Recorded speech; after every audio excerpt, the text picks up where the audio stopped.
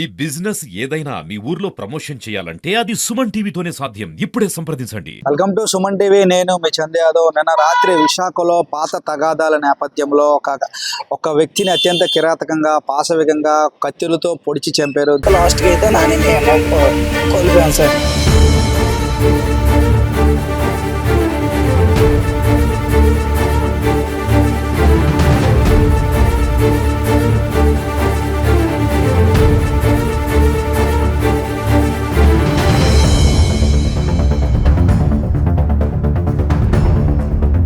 నిన్న ఏం జరిగిందో నాని ఫ్రెండ్స్ మన వద్ద ఉన్నారు. సో వారిని అడిగి అసలు నిన్న రాత్రి ఏం జరిగిందో అడిగి తెలుసుకునే ప్రయత్నం చేద్దాం. మీ పేరు? సాయి రోహిత్. సో రోహిత్ మీకు ఏమవుతాడు? Rohit friend sir. చిన్నప్పటి నుంచి. సో నిన్న రాత్రి అసలు ఏం జరిగింది? లోహిత్ అంటే ఈవినింగ్ 4 o'clock వచ్చాడు సార్. వచ్చేసి మళ్ళీ ఏమంచో తన్ని ఇంటికి పంపిస్తాం. మామూలుగా తను అలాగో మాటకు వస్తున్నాడు అనేసి ఇంటికి పంపించాం. సెకండ్ టైం వచ్చినప్పుడు మేము వాళ్ళ మమ్మీ ఫోన్ చేసి జాగ్రత్తగా ఉంచండ్రా లేదంటే పంపించండి అంటే నేను ఆయన పంపిస్తాను సార్. అయితే ఆడు వెళ్ళిపోవడం మేమైతే చూసాం. వెళ్ళిపోయాడు అనేసి వెళ్ళిపోయిన తర్వాత తనే మళ్ళీ ఎప్పుడు వచ్చాడో తెలియకపోతే మాకెవరు మా రాము అనే ఫ్రెండ్ అమ్మంచో ఇలాగ నానిని పొడిస్తారా అని చెప్పగానే మేము పరిగెట్టుకొని వెళ్ళాం సార్. వెళ్ళిన తర్వాత వాళ్ళకి మరి అవతల అప్పటికి మాకు ఎవరో తెలియదు, ఎవరు పొడిచారు అనేది కూడా మాకు తెలియదు. అయితే గబగబా రాము నేను ఇంకొక 2 అబ్బాయిలు కలిసి హాస్పిటల్కి వెళ్ళిపోయాం. తర్వాత మేము వీడియోలో చూస్తే దాంట్లోని శ్రీరామ్ అనే అబ్బాయి ఆడు మాతో చిన్నప్పుడు తిరిగేవాడు. నానితోని మాతోని చిన్నప్పుడు సినిమాకి వెళ్ళడం ఎక్కడికైనా వెళ్ళడం మాతోని చేసేవాడు. అయితే ఇక్కడ మరి తనకి దీనికి అయితే ఏ గొడవలు లేవు సార్. అయితే దాని తర్వాత పాస్ట్లోని నానికి అండ్ సీతన్న గార్డెన్స్లోని వంశీ వాళ్ళకి చిన్న చిన్న గొడవలు ఏవో ఉన్నాయి. చిన్న గొడవలు కాస్త ఒకసారి ఏంటంటే చాలా పెద్ద గొడవ అయిపోయింది. పెద్ద గొడవ అవడంతో వాళ్ళు ఏమంచో వీడి మీద కక్ష పెట్టుకోవడం, వీడైతే ఇంకా అవతలను వదిలేసుకున్నాడు. ఆడు ఎప్పుడైతే మామూలుగా ఒక దీని మీద ఇష్యూ మీద లోపలికి జైలుకి వెళ్ళి వస్తాడో ఇంకా ఆడి మీద ఇష్యూ వదిలేసుకొని ఫ్రెండ్లీగా అంటే అవతలోడు పగవాడైనా వాడు ఫ్రెండ్లీగానే చూస్తాడు. ఇప్పుడు వంశీ అన్నోడికి మొన్న రీసెంట్గా చెయ్యి ఎవరో ఇరగ్గొడేస్తే పోనీ ఇప్పుడు మన ఇద్దరికి ఏమైనా పగలుంటే మనం మాట్లాడుకోం. కానీ ఆడికి ఏంటంటే అవతలోడికి ఏది జరిగిందన్న వెళ్ళి అడిగాడు ఏమైందిరా అనేసి. కానీ అది ఆ మంచితనమైనా చూసుకొని వాళ్ళకి కొంచెం కనికరం ఉంటే ఇవి ఏది చెయ్యరు సార్. కానీ నిన్నటి రోజున వీళ్ళందరూ కలిసి ఆడి మీద టార్గెట్ చేశాడు. వాడి మట్టుకు వాడు సింగిల్గా పైన అంటే మాదర్ బస్ స్టాప్ నుంచి ఇంటికి వెళ్ళిపోవడానికి అదే బిర్లాకి రావడానికి వచ్చేస్తున్నాడు. వచ్చి రాగానే కానీ ఆ టైంలోనే శ్రీరామ్ అన్నాడు ఆడనెళ్ళి అంటే మెడ పట్టించుకొని వెనక్కి తీసుకెళ్ళిపోయి వాడే ఇలా పోట్లు పొడిచిన తర్వాత ఇంకా వాడేమో బెదిరించడం ఎవడైనా వస్తే ఆడిని కూడా చంపేస్తాను అని అలాగా. ఆడి మళ్ళీ నాని కొంచెం మొండి సార్. ఏదైనా ఆడికి 2-3 దెబ్బలు పడినా కూడా లెగిసి అవతల శ్రీరామన్నోని కొంచెం దూరం చేసుకుంటున్నాడు. అంటే అవతల ఆడి దగ్గర నుంచి తప్పించుకోవడానికి. కానీ అవతల ఇంకో 2 మనుషులు వచ్చి దారుణంగా పొడిస్తారు సార్. పొడిచి పారిపోయారు. వాళ్ళు మరి ఎవరు పొడిచారు అనేది మనకు కన్ఫర్మ్గా తెలియదు.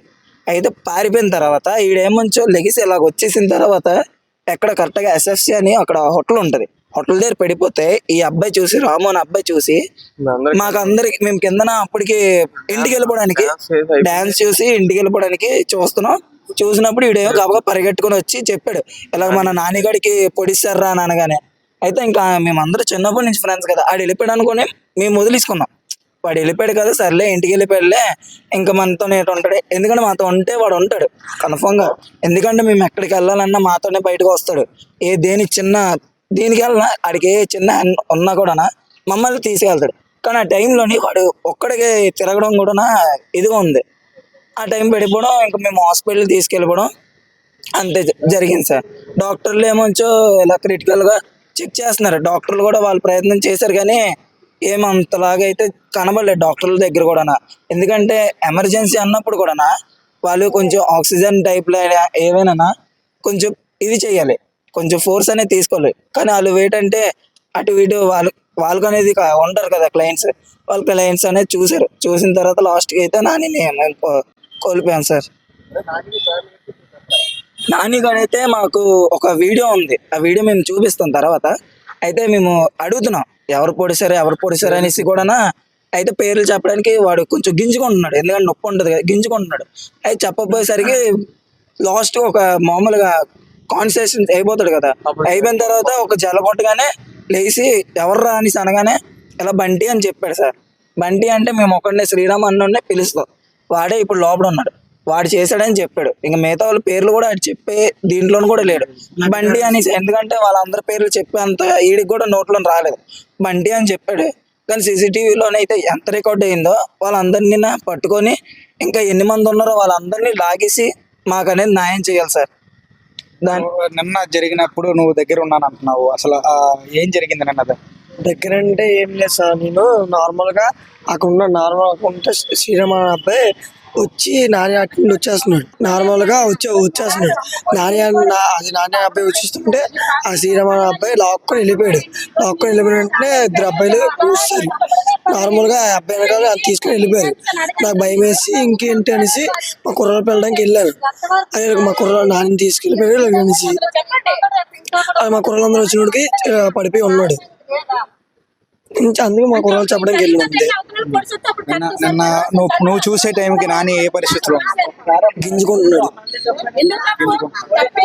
అది కత్తులతో పొడి చేశారు? కత్తితో పొడిస్తారు సార్, ఒకరు ముగ్గురు నలుగురు. నానికి జరిగినట్టే అదే వేరే వాళ్ళకి కూడా జరుగుతుంది.